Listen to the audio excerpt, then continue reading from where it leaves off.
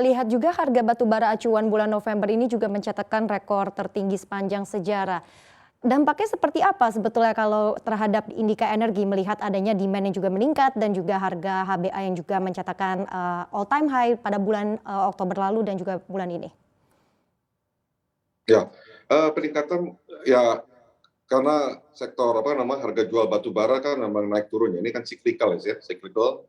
Ada ada apa namanya tiba-tiba ada permintaan yang melonjak ya ataupun di sisi produksi keterganggu karena memang cuaca ataupun hal-hal lainnya gitu ya.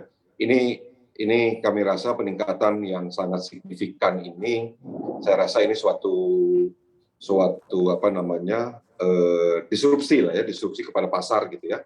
Nah ini dan apakah ini akan merupakan suatu kondisi yang equilibrium tertentu gitu ya?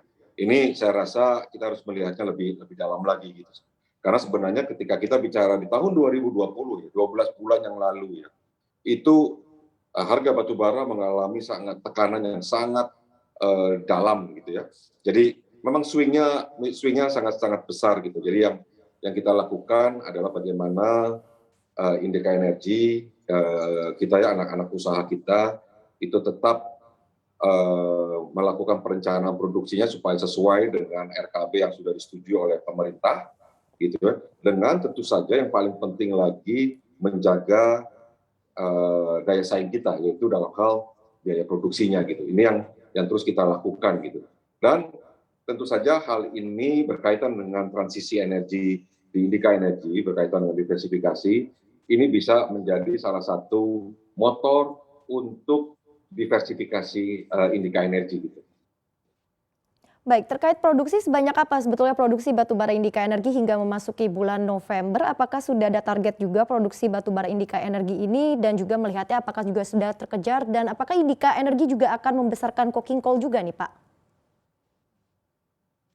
Secara setahun rencana kerjanya yang sudah disetujui oleh pemerintah itu secara konsolidasi itu mendekati 37 juta ton.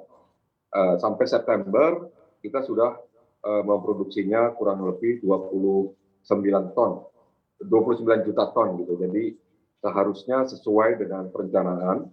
Tantangannya masih besar karena memang sudah mulai musim hujan ya. Jadi kegiatan-kegiatan agak terganggu dari sisi kontinuitas.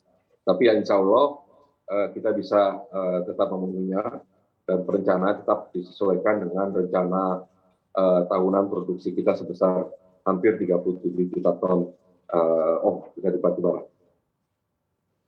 Baik, kalau melihat lagi secara global ke depannya apakah Indika Energi juga akan melakukan divestasi sektor batubara meskipun memang sedang dalam transisi dan sebelumnya Indika ini sudah divestasi MBSS. Seperti apa ini sejauh ini progresnya?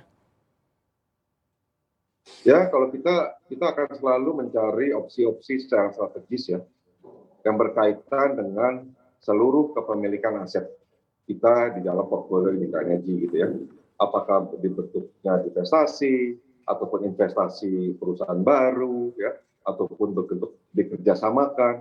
Ini adalah opsi-opsi secara strategis yang selalu kalau memang opportunity-nya kesempatan yang ada ya dan memang secara ekonomi itu justified, ini adalah hal-hal yang harus kita lakukan gitu. Jadi opsi-opsi ini terus terbuka Mbak karena memang secara ini bahwa opsi-opsi strategis ini kita selalu diskusikan secara internal.